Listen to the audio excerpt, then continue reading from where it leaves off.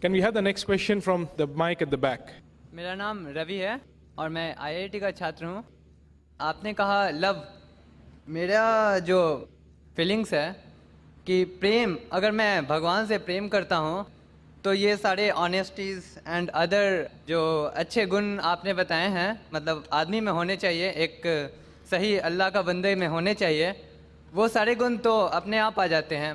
फिर क्या ये नियम जो अल्लाह ने कुरान में बताए हैं आपके, क्या ये नियम ज़रूरी हैं? अगर मैं भगवान से सिर्फ प्रेम करता हूँ तो क्या ये काफ़ी नहीं है हमारे लिए अपने अल्लाह के तरफ प्रति अपना ग्रेटफुलनेस या प्रेज प्रकट करने के लिए? The brother posed a question in Hindi. I'll give the translation in English. He said that God loves, even he loves God, human beings love God. The moment you love God, all these good qualities I mentioned about honesty, about charity come automatically. So is it required that we should follow the commandments mentioned in the Quran? Is it a requirement?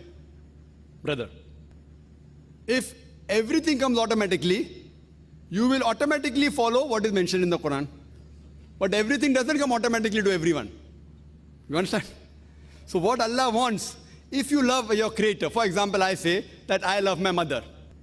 I love my mother. My mother tells me that, my son, don't tell lies. No, I love you, mother. But what's the harm in lying? My mother says, get for me a glass of water. Mother, I love you very much, but I don't get the glass of water. I am sick, please get some tablets. Mother, I love you very much. If I don't obey the commandments of my mother, what is the use of this love? It is useless. It is a lip service. Therefore, Allah says in the Quran in Surah Ankabut, chapter 29, verse number 2, just by saying you believe, Allah will test you. If you say you love, मैं अल्लाह को love करता हूँ, Allah will not leave you, Allah will test you. So just by saying you love Allah, or just by saying I believe in Allah or believe in God, Allah will surely test you. So this life is a test. Now when you go for the test, if you don't know the rules and regulation of the test, there'll be a problem. For example, if you sit for an examination, first you try and find out what is the portion of the examination, and then you study that portion. So what Allah has said, certain things are inborn. I agree with you. Certain things, qualities, honesty, charity, it comes inborn. Allah has put. But many things we don't know. Not having alcohol is not inborn. Certain things like charity is inborn. May come, like if anyone is, suppose anyone is tortured, you feel hurt. Certain things are inborn. Not to gamble is not inborn. So certain things are inborn, certain things are not. So what we have to do, we have to follow the commandments of Allah subhanahu wa ta'ala.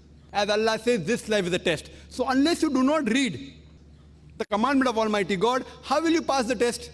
Why do I say read the Quran? Because this is the only book which is the revelation of Almighty God, which has remained in pristine purity. According to Sir William Moore, who is a staunch critic of Islam, he was forced to write. Forced means he was compelled, he had no option. That there's no book on the earth which has remained as pure as the Quran for the past 12 centuries. He said this 200 years back. Even a critic, he had no option. He couldn't lie here, he had to say. So compared to all the other scriptures of Almighty God, Allah subhanahu wa ta'ala, he sent several revelations. By name you know 4, Torah, Zabur, Injil and the Quran. Torah is the wahi, the revelation was given to Moses, peace be upon him. Zabur is the wahi, the revelation was given to David, peace be upon him. Injil is the wahi, the revelation given to Jesus, peace be upon him. And Quran is the last and final revelation which was given to the last and final messenger, Prophet Muhammad sallallahu alaihi wasallam. Otherwise, Allah says in the Quran in Surah Ra'd, chapter 13, verse 38, we have sent a revelation every age. There were many more revelations sent. By the passage of time, they have got corrupted. The only one which has remained in pristine purity is the Quran. That's why I say that if you want to follow the real command of Allah subhanahu wa ta'ala, follow this. And if you being a Hindu, if you ask me, how do I prove it? You have to come for my talk on the 18th of January on Sunday for similarities between Hinduism and Islam.